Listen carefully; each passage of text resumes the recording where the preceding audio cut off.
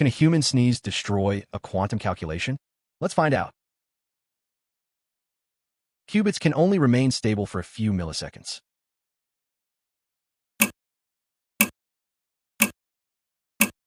That's true. They're fragile and lose their quantum state very quickly.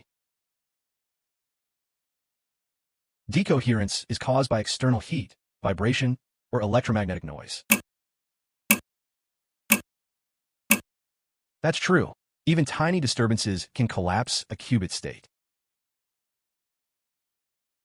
A single human sneeze in the lab could destroy a calculation.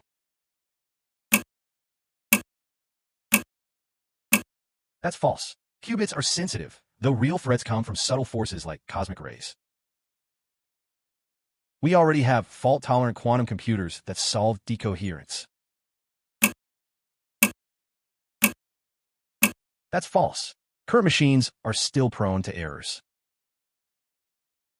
Drop your score in the comments and subscribe for more challenges.